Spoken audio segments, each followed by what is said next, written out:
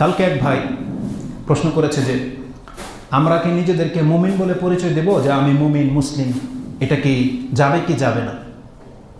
এক ভাই বলতেছে যে নিজেকে মুমিন বলে দাবি করা যাবে না।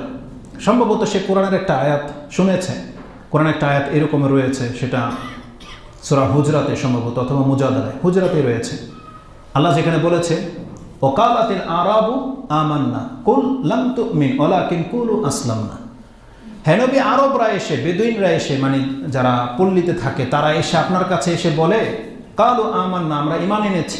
আপনি তাদেরকে বলে দেন লাম তুমিন, তোমরা এখনো ঈমান আনোনি, ওয়ালাকিন কুলু আসলামনা, বরং তোমরা বলো আমরা আত্মসমর্পণ করলাম, কারণ ঈমান কি জিনিস এটা এখনো তোমরা বুঝো নাই।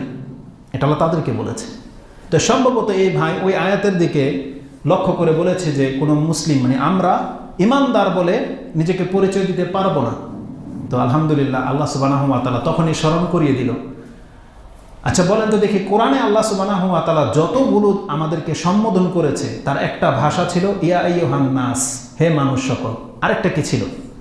ইয়া আইয়ুহাল্লাযীনা আমানু। আল্লাহ আমাদেরকে বলেছে ইয়া আইয়ুহাল্লাযীনা আমানু, আল্লাহ বলেন ইয়া আইয়ুহাল মুসলিমুন। কোরআনে একটা আয়াত নেই, বরং যতগুলো আয়াত আছে আল্লাহ কি বলেছে ইয়া আইয়ুহাল্লাযীনা আমানু, হে ঈমানদাররা তোমরা শোনো। তো যখন আল্লাহ নিজে আমাদেরকে ঈমানদার বলে ডাকছে, তাহলে আপনি নিজেকে ঈমানদার বলে পরিচয় দিতে আপনার কিসের দ্বিধা? কিসের দ্বিধা আপনার? আল্লাহ তো বলেনি আপনি কাফের বেঈমান, আল্লাহ তো আপনাকে মুনাফিক বলেনি। অতএব আপনি শুধু আপনার ঈমানটাকে ঠিক রাখেন। আল্লাহ নিজে বলেছে তুমি মুমিন, নিজে বলেছে। অতএব নিঃসন্দেহে আমরা মুমিন মুসলিম, নিঃসন্দেহে।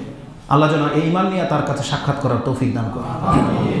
আর কোরআনে একটা দুইটা নয়, প্রায় 89টি আয়াতে আল্লাহ সুবহানাহু ওয়া তাআলা ইয়া আইয়ুহাল্লাযীনা আমানু বলে সম্বোধন করেছে। এই মরণে একটা বক্তব্য হয়তো হয়েই গেছে এখানে। তো আল্লাহ সুবহানাহু ওয়া তাআলা আমাদেরকে মুমিন বলেছে, পাপ করার পরেও আল্লাহ আমাদেরকে নিজের বান্দা বলেছে, যদিও আমরা অনেক বড় বড় পাপী। তার মানে আল্লাহর পক্ষ থেকে সম্পর্ক কেটে যায় না।